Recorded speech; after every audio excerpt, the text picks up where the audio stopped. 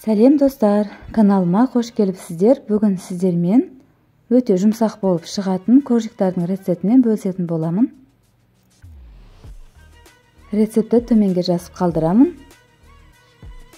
Видеоны көрместен бұрын каналыма тіркеліп, лайк басып қолдап кетіңіздер.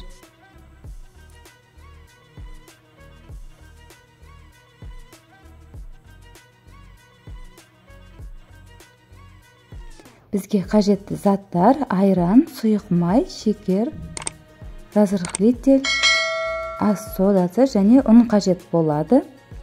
Алдыменен біз айранымызға содамызды салып, венчиктің көмегімен жақсылап араластыратын боламыз. Айранымыз осылай көпіретін болады, екесе ұлғаяды. Бұл қалыпты, өйткені біздің коржиктарымыз піскен кезде де осылай көтеріліп пісетін болады.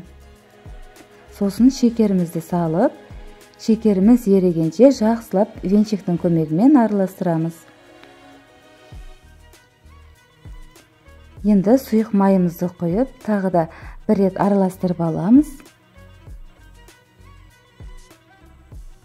Сосын алдын ала електен өткізілген ұнымызға разрыхлителімізді салып араластыратын боламыз.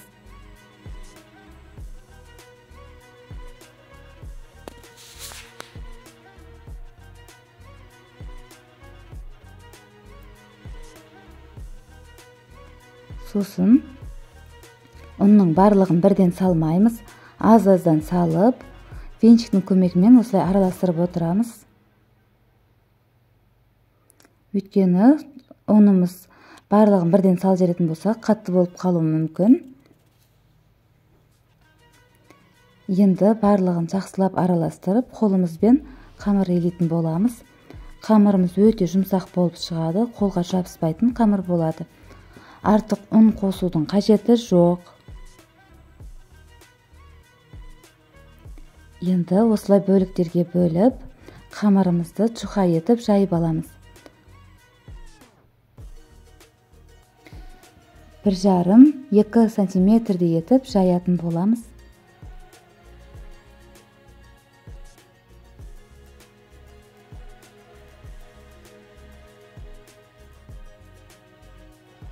Қатты жұқа болып кетудің қажеті жоқ. Коржиктарымыз піскен кезде қатты болып қалады.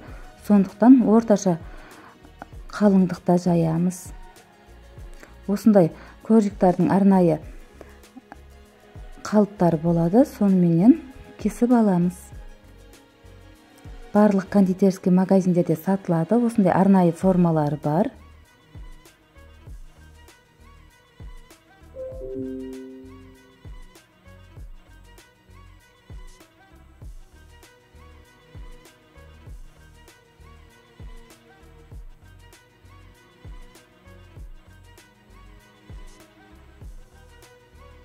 Біздің коржиктарымыз дайын. Бетіне мен айранды жақтым. Сіздер жұмыртқаның сарысымен жақсаңыздар да болады.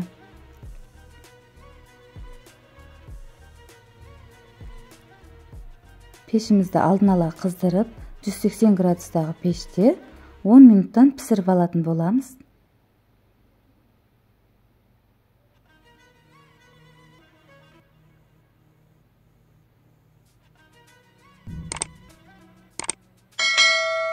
Сіздер де жасап көріңіздер.